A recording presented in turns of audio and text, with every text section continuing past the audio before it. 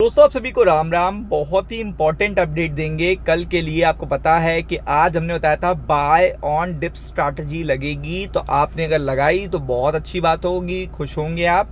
और अगर आपने नहीं लगाई तो अब आपकी अपॉर्चुनिटी जा चुकी है। कल की अपॉर्चुनिटी देखते हैं। तो बहुत ही इंपॉर्टेंट होता है, चाहे आप निफ्टी बैंक देखो कहाँ खुला कहाँ तक गया, ये सबसे इंपॉर्टेंट होता है कि मार्केट फ्लैट खुल के बहुत अच्छा रिस्पॉन्ड करे। ये बहुत ही रेयर होता है और आपको पता है कि ये चीज़ें कंटिन्यूसली आपको बताई जाती हैं। मार्केट खुलेगा कैसा, बिहेव कैसा करेगा और जाएगा कैसा। कल मल्टीपल यूट्यूबर्स या देखिएगा इन्फ्लुएंसर्स ने आपको ये बताया होगा सैटरडे संडे को कि मल्टीपल बैड न्यूज़ आई हैं और मार्केट निगेटिव साइड जाएगा या निगेटिव खुलेगा। बट क्लियरिटी आपको दी और कंटिन्यूसली वीडियो आपको इसलिए बताए जाते हैं ताकि आपको हर एक इन्फॉर्मेशन जो 15 मिनट पहले आई हो या आधे घंटे पहले आई हो वो भी आपको प्रोवाइड की जाए।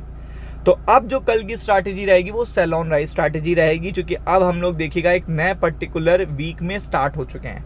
अब सेल ऑन राइज स्ट्रैटेजी क्यों रखेंगे कल, इसको पहले बता देता हूं। चूंकि मल्टीपल अपडेट आनी है, एक ऐसा डेटा यूएस का आना है जिसके बाद मार्केट टेंस हो गया था पिछली बार, मतलब पिछली बार वो टेंस हो गया था मार्केट। तो वो डेटा आपको जरूर बताऊंगा इस वीडियो के अंत में। वही टेंशन मुझे लगता है फिर से मार्केट में देखने को मिल सकती है, क्योंकि डेटा आना है।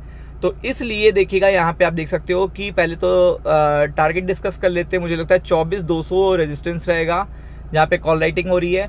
24,000 देखिएगा आपका सपोर्ट है। नॉर्मल अगर बिहेव करेगा जैसे आज मार्केट बिहेव कर रहा है, अगर कल करता तो 24,000 को सपोर्ट लेके चले। इसके नीचे अगर निफ्टी चला जाता तो अच्छा आपको मिलेगा, बढ़िया पॉइंट्स मिलेंगे, प्रिपेयर्ड रहिएगा। और 200 के पास अगर मार्केट खुल जाता है तो भी आपको अच्छे पॉइंट्स मिलेंगे, तो प्रिपेयर्ड रहिएगा। निफ्टी बैंक की अगर आप बात करेंगे तो यहाँ पे मैंने बताया 58 देखिएगा 280, यहाँ जितनी आसपास इसके आ जाए वहाँ से सेलिंग प्रेशर देखने को मिलेगा।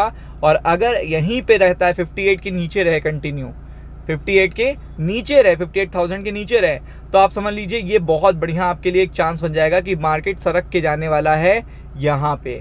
तो इसके लिए तैयार हो जाइएगा। कंटिन्यू अगर 58 के नीचे रहे तो आप ये समझ लीजिए सड़क के यहाँ पे निफ्टी बैंक आने वाला है, तो इसके लिए तैयारी कर लीजिएगा। अब मैं आपको सीधा इन्फॉर्मेशन पे ले चलता हूँ। तो सबसे पहले तो देखिएगा बॉन्ड मार्केट, ये तब अप होने वाला होता है जब ऐसा कोई डेटा आने वाला हो जो फेड के लिए इंपॉर्टेंट हो, तभी समझिएगा।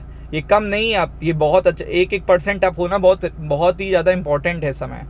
क्योंकि जब मार्केट आपका ऊपर होना तब आप सारी वो इन्फॉर्मेशन सोचो जो सीधा हिट कर रही है। तो ये चीज़ एक तो देखिएगा यूएस का बॉन्ड मार्केट, यूएस का मार्केट ही प्रॉब्लम क्रिएट करेगा, ये भी जान लीजिएगा।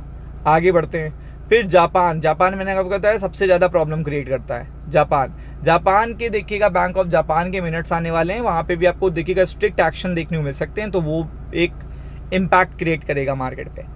अब मैंने आपसे कहा कि कोई ऐसी इन्फॉर्मेशन है जो प्रॉब्लम क्रिएट करने वाली है, तो आपको पता है बहुत दिनों से मैं आपको यूएस की इन्फॉर्मेशन नहीं दे रहा था, यूएस के डेटा की इन्फॉर्मेशन नहीं दे रहा था, तो मैं आपको आज दे देता हूँ।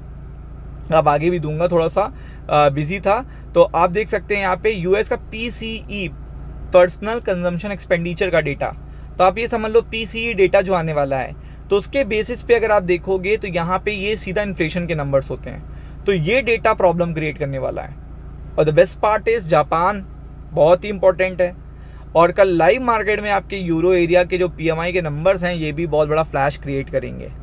तो सबसे इंपॉर्टेंट डेटा देखिएगा स्टार्ट होने वाला है, और कल हो सकता है 9 बजे से पहले ही देखिएगा कुछ डेटा मार्केट का मूड खराब कर देगा।